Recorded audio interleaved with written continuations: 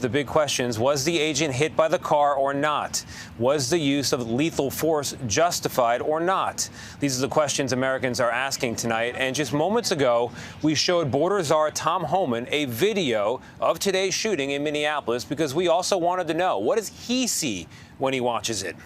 He wouldn't comment, citing the investigation, but the Department of Homeland Security has already had a whole lot to say. Here's Homan. I think the city of Minneapolis is on edge. I think the country is on edge right now. You say the investigation is ongoing. The investigation just started. Just started. You say you can't comment on the video, which many Americans are seeing and reacting to. I'm not going to make a judgment call on one video when there's 100 videos out there. I wasn't on the scene. I'm not an officer that may have body cam video. It'd be unprofessional to comment on what I think happened in that situation. Let the investigation play out and hold people accountable based on the investigation.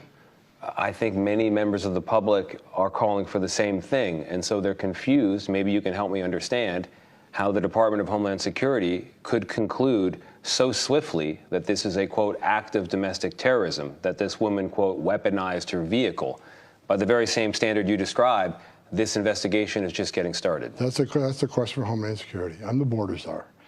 Well, I can tell you what I've seen on my airplane ride here, looking at numerous videos, seeing numerous social media posts, statements from Homeland Security, statements from Secretary Noem. I'll leave it at that. But as a law enforcement officer, what good is it to do right now to me prejudge the facts of what happened today without giving law enforcement professionals, whether it's the FBI or the local police there, give them time to look at all the videos, talk to all the witnesses, talk to the officers, and make an educated decision on what occurred today. That's what needs to happen. I've been a cop since 1984. That is a process we must go through.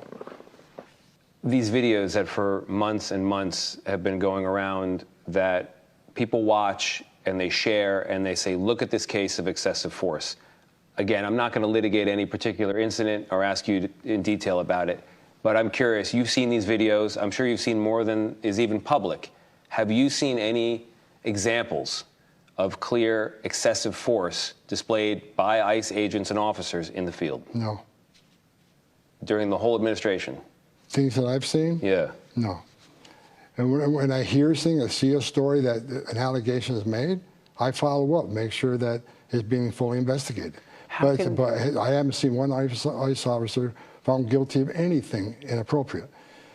Look, I'm not involved in every arrest. I reckon thousands of arrests a day, over 2,000 a day on average. I can't be aware of every ICE arrest. I trust the men and women of ICE and the Border Patrol are well trained. They get Fourth Amendment training every 6 months. I'm putting my faith in them that they do the right thing every day out there. And if they don't, they'll be held accountable. I want to ask you a kind of a bald question here. I mean, just a straight up question. You're telling me you've never seen in your tenure any example of excessive force. You're telling me you've not heard any comment from any member of this administration that is inflammatory or racist or in any way demeaning toward the immigrant community. That's what you're telling me. I know, because I've talked to people out there all over the country, a lot of Americans are going to hear that and they're going to be yelling at their television. They're going to be saying that the idea that it's zero, there's nothing there, you're calling them crazy. I'm not calling anybody crazy. I'm telling you what I know, what I've seen. And I told you, there are over 2,000 arrests a day. I can't see every arrest. But it just comes down to zero issues, zero problems, zero comments. It's just not believable to a lot of people, including myself. No, there's nothing that you would have ICE do differently. In any of these cases, we've seen all of these videos. Nothing. I have not seen ICE act outside of policy. And if they are acting outside of policy, I'm not aware of it, there will be an investigation that will be held accountable. One final question on Venezuela. Clearly, the Maduro regime was dangerous in the eyes of the U.S. government. We just launched a raid to remove him.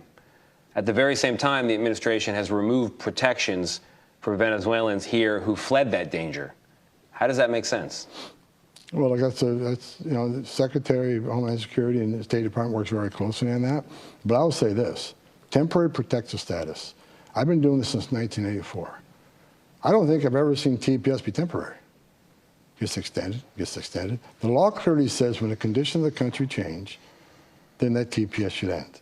So that's in litigation right now, so I'm not going to comment on it. I'm going litigation, but we look back over all the TPS programs in the last 40 years, and look how many were actually temporary.